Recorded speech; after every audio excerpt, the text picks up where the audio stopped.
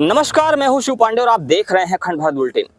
इस समय प्रयागराज महाकुंभ की चर्चा जोरों पर है और कारण है प्रयागराज महाकुंभ का इतने भव्य स्तर पर होना। इसी बीच हम आ गए हैं स्वामी अंजनेशानंद सरस्वती जी महाराज के पास और इनसे जानने की कोशिश करेंगे कि आखिर इस महाकुंभ को लेकर इनका क्या मानना है और इस महाकुंभ को लेकर क्या मान्यताएं हैं और बहुत सारी ऐसी चीजें जो अभी तक हम सबके बीच से अनजानी है, अनसुनी है, उन सभी मुद्दों पर बात करेंगे। महाराज जी प्रणाम। नारायण। महाराज जी, इस समय महाकुंभ की चर्चा विशेष है, जोरों पर है, पूरे विश्व में गुंजायमान है।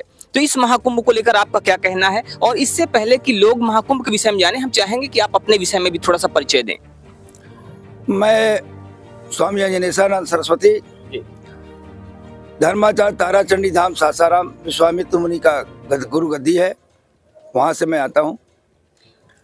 और जहाँ तक कुंभ का विषय है, इस सनातन धर्म का सबसे पवित्र पर्व है जो 12 वर्षों पर पूर्ण रूप से आता है। और 6 वर्षों एक मिनट आपको रोकना चाहूंगा। मैं आपने बताया कि महर्षि विश्वामित्र जी की गद्दी है जी। तो ये कौन से महर्षि विश्वामित्र हैं? क्या ये वही महर्षि विश्वामित्र हैं जिन्होंने भगवान श्री राम को और लक्ष्मण जी को शिक्षा दी थी, या कोई और विश्वामित्र जी हैं?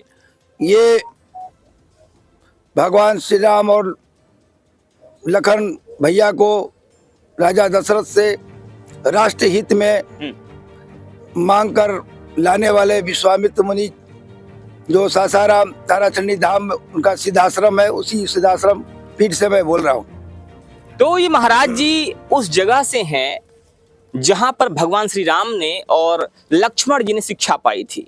विश्वामित्र जी ने उस युग में जहां पर बैठकर भगवान को शिक्षा दी थी, महाराज जी उसी गद्दी के महंत हैं और वर्तमान में प्रयागराज महाकुंभ में हैं। महाराज जी, आप महाकुंभ की बात कर रहे थे, महाकुंभ के विषय में बता रहे थे, क्या महत्व है इसका और इसको आप कैसे देखते हैं? ये हमारे सनातन धर्म में सबसे पवित्र पर्व के रूप में माना जाता है, क्योंकि जीव का लक्ष्य है मोक्ष को प्राप्त करना, जीव का उद्धार होना।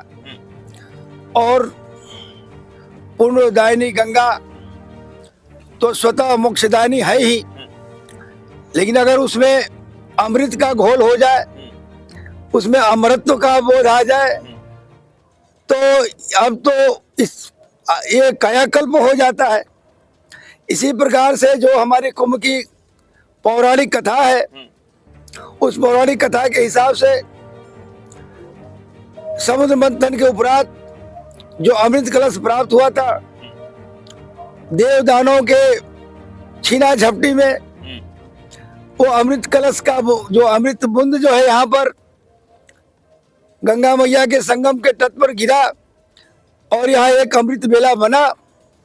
उसी अमृत बेला में जब 12 वर्ष पर अमृत बेला आता है, तो सभी सनातनी धर्मावलंबी यहाँ आकर उस अमृत को छकते हैं जी।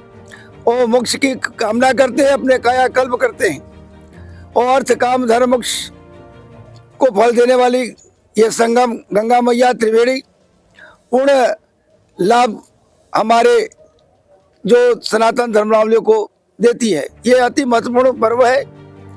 दूसरा, कुंभ को घड़ा कहते हैं जी। कुंभ मने घड़ा होता है, तो वो कुंभ कलश का अमृत गिरा। और इस शरीर को भी हम कुंभ कहते हैं, इस शरीर को भी घड़ा कहते हैं।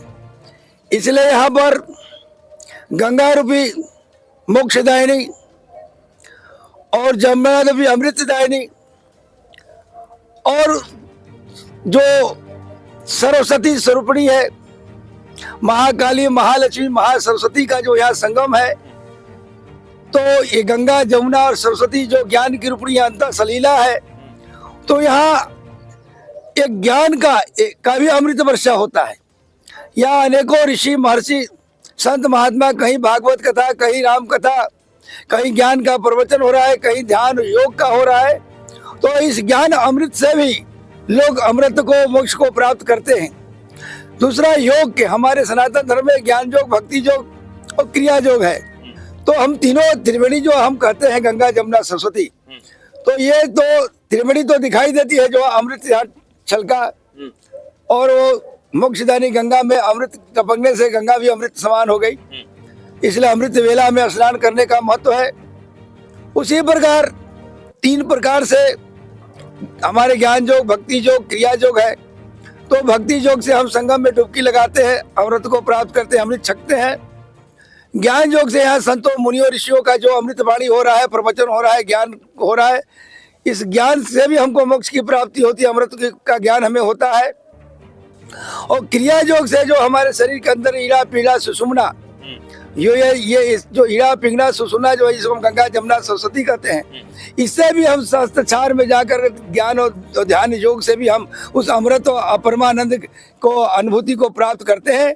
इसलिए यहाँ स्थूल और सूक्ष्म सूक्ष्मतर, स्थूल भी गंगा सामने है, संगम सामने है, त्रिवेणी सामने है, और सूक्ष्म रूप से भी जो हम ज्ञान का प्रवचन मिलता है, और सूक्ष्मतर रूप से जो हम जो योग साधना करते हैं, ईड़ा सुषुम्ना नाड़ी को जागृत करते हैं, कुंडली शक्ति को साधना करते हैं, इसका हमें जो लाभ जो है अनेक जगह पर देखने को नहीं मिलता है। क्योंकि आप सारा उम्र बीत जाएगा सारे संतों का दर्शन करने के लिए, लेकिन आप एक ही जगह पर सारे संतों का अमृतवाणी सुनते हैं, दर्शन करते हैं, संगम में स्नान करते हैं, और वो कुंडली जागरण क्रिया साधना योग का भी अभ्यास करते हैं। तो इस तरह से प्रयाग का महत्व और इस महाकुंभ का महत्व ये भी है कि आपको सारे साधु संतों को दर्शन करने के लिए उम्र पूरी बीत जाएगी, लेकिन यहाँ एक ऐसी जगह है, ये प्रयाग महाक्षेत्र ऐसी जगह है या संगम क्षेत्र ऐसी जगह है जहाँ पर आपको सारे साधु संतों के, सारे दुर्लभ साधु संतों के दर्शन एक साथ हो जाते हैं।